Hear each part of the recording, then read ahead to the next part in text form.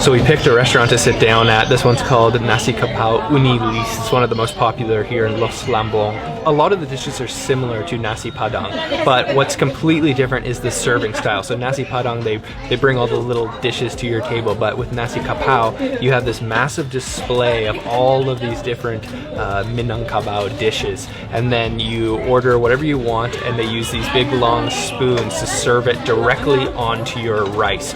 So we have our plate here. We picked out a couple of the classic Nasi Kapau dishes. This one's called tambunsu, which is a stuffed cow intestine stuffed with egg and tofu.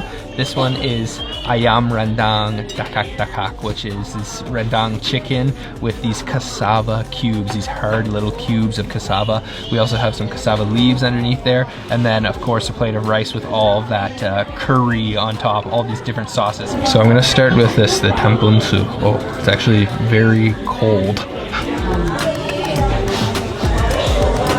You can feel the chewiness of it on the outside, but then very soft tofu, egg, kind of crumbly on the inside, and lots of coconut milk going on there, a little bit spicy. Next, let's go in for this rendang, this chicken rendang. I'm gonna have to flip it over and get some of the meat off the backside, and then get a little bit of that sambal, some rice. Let's try that.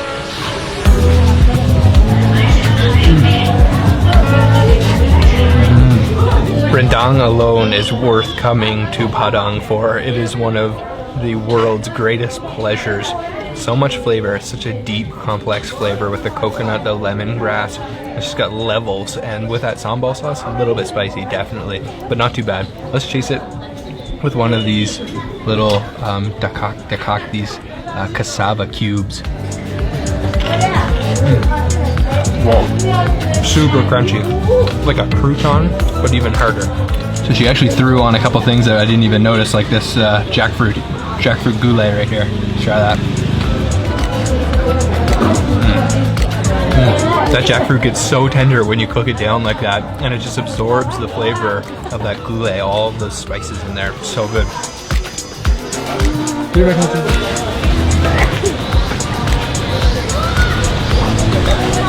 So we are in the center of Bukit Tinggi now. This is the clock tower behind me, built in 1926. It's kind of a traditional Dutch architecture, but on the top you can see the Minangkabau style architecture. Pretty cool, pretty lively little town, and really chill, relaxing vibes here.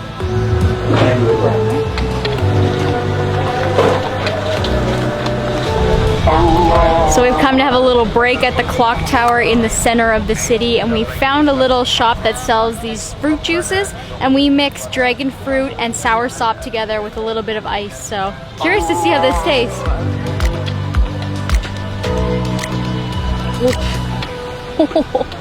That soursop is incredible.